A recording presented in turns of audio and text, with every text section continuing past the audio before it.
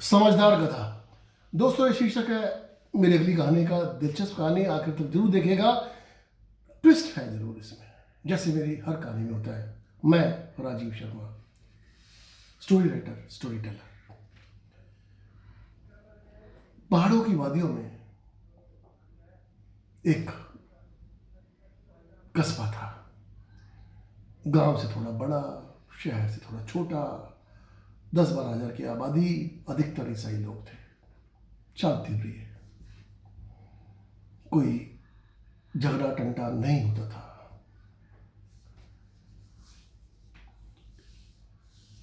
लेकिन एक दिन जॉन क्या करता है कि एक गधा खरीद के लाता है। बस फिर क्या था, उस दिन से घर में चकल्लत शुरू हो जाती है। वो गधा बहुत आज्ञाकारी था। वो गधा जॉन की सारे हुक्मों की तालीम करता था, उसको उसकी तामील करता था। लेकिन जॉन की बीवी ब्रिटी अगर कुछ उसको बोलती तो वो अनसुना करता है। कई बार तो ब्रिटी ने उसके ऊपर बैठने की कोशिश करी, उसने बिठा लिया, फिर गिरा दिया। दिन बीतते गए, हफ्ते बीतते गए, महीने बीतते गए। अब कुछ महीनों के बाद ब्रिटी और गधे के बीच में 36 का आंकड़ा हो गया। ब्रिटी पहले ही कर्कशा थी, झगड़ालू थी। जॉन को सुबह से लेकर रात तक ताने कसना, गालियां देना, इधर उधर के जली कटी सुनाना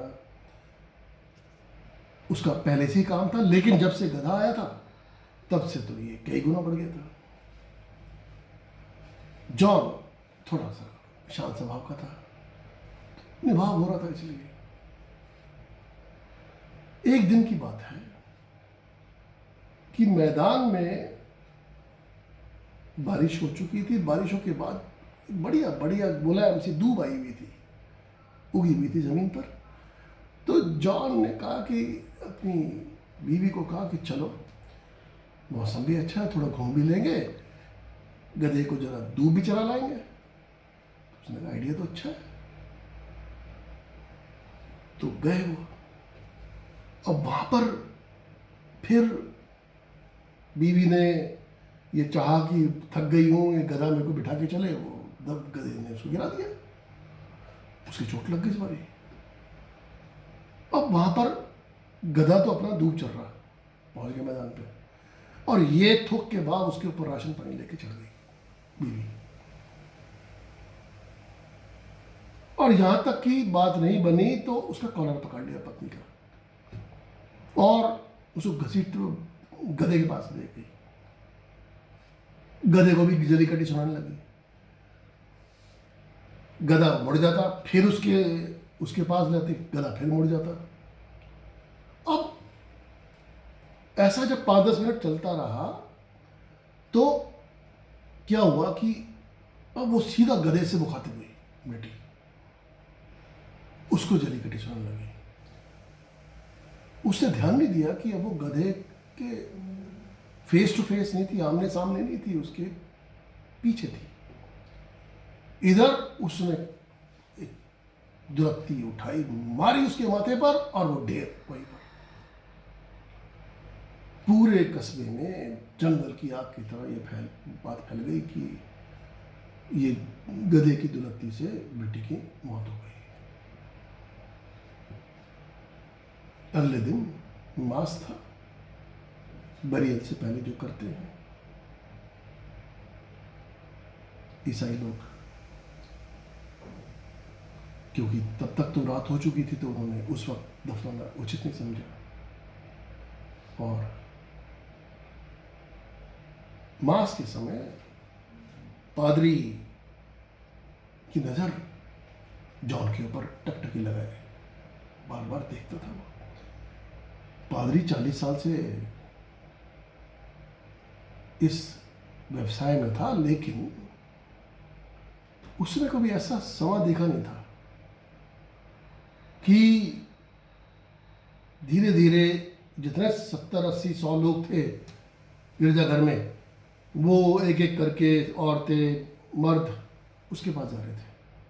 उसने देखा, पादरी ने गौर किया, जब जब औरतें जाती उसको जॉन के सामने कुछ बोलती तो वो मुंडी यूं हिला देता।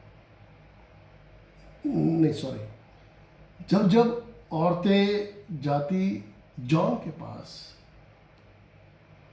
कुछ कहती उसको तो वो मुंडी हामी में ऊपर नीचे करके यूं हिला देता।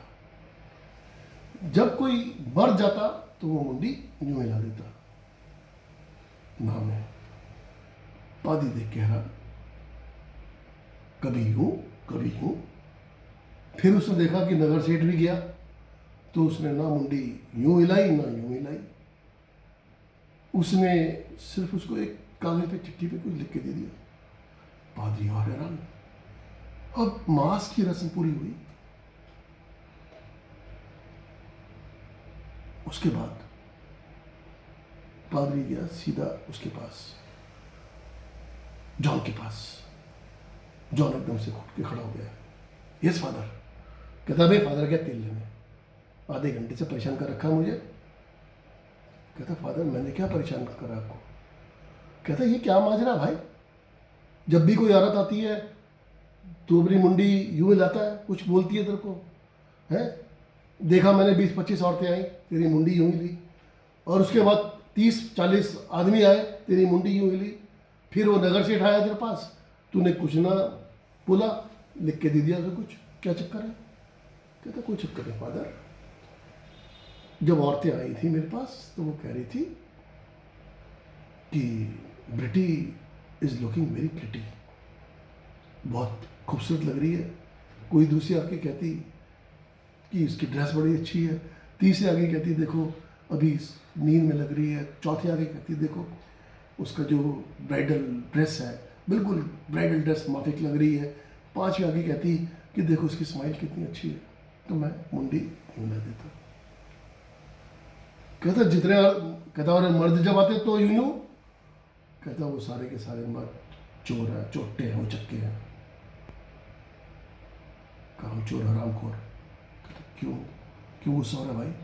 कहता अरे क्या बोलूं फादर, एक वो तो सब के सब कह रहे थे ये गधा दिखाऊंगा क्या। पादरी को आया समझ में मामला। उसको ये भी समझ में आ गया जो गधा मांग रहे थे वो सब के सब विवाहित मर्द थे। उसको ये भी समझ में आ गया कि वो क्यों मांग रहा गधा। अब समय आता है बरेल का। तो बरेल होते ही सब लोग जाने लगते हैं।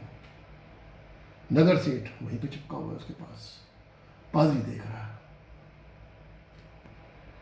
अब सब चले जाते हैं तो नगर सेठ उसको बोलता है हाँ भाई। तो जॉन उसको इशारा करता है मेरे पीछे आओ। वो सिमेट्री में एक दूर जगह लेके जाता है उसको।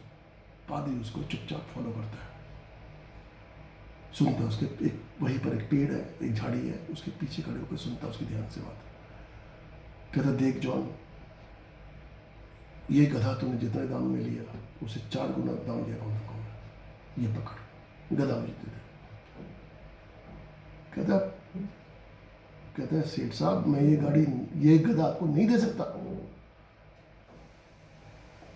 कहता देख चल, जब ये अपना काम कर देना, जब ये मेरी पत्नी को दलत्ती मार देना तो मैं तेरे को तेरे घर वापस छोड़ जाऊंगा उसको। कहता जी आप मानोगे नहीं। कहता है आप एक काम करो, हम गधे से पूछ लेते, अगर गधा आपके साथ जाने को राजी है तो मुझे कोई दिक्कत नहीं। गधा फिर क्या, गधा क्या बोलेगा। अब नगर सेठ को लेकर के जॉन गधे की तरफ जाता है। पादरी भी चुपचाप उसको फॉलो करता है और वो उसको समझाता है गधे को कि भाई ये तू नगर सेठ के साथ जाएगा, इनकी बीवी भी है, इनके बीवी के भी माथे पे पहले दुलत्ती मारनी है तेरे को। तो अब नगर सेठ उसके गधे के पिछवाड़े में आकर इसका परीक्षण करने लगता है कि इसकी दुलत्ती क्या इतनी वाकई में मजबूत है। तो इतने में गधा एक बार दुलत्ती और मारता नगर सेठ के ऊपर। अब की बार गलती से वो माथे पे पड़ने के बजाय पेट पे पड़ती है उसके, और नगर सेठ ऑन द मूव गिरता है। मरता नहीं, लेकिन मरते मरते बचता है। बाकी लोग आते हैं, उसको लेके जाते हैं एम्बुलेंस में। इधर पादरी झाड़ी से बाहर निकलता है, कहता भाई बात तुझे क्या गधा है यार, बहुत समझदार गधा है ये। अब मैं समझ गया कि ये गधा सिर्फ अन्याय या अत्याचार या गलत बात नहीं सह सकता। इसको ये मतलब नहीं है कि ये किसी औरत को मार रहा है या किसी आदमी को मार रहा है, लेकिन ये नाजायज बात नहीं सह सकता। ये समझदार गधा है। तो दोस्तों, कहानी मैं ये ख़त्म करता हूँ। उम्मीद है आपको शायद पसंद आई हो। अपने लाइक्स करिए, सब्सक्राइब करिए मेरी चैनल को, राजीव किष्किंधा।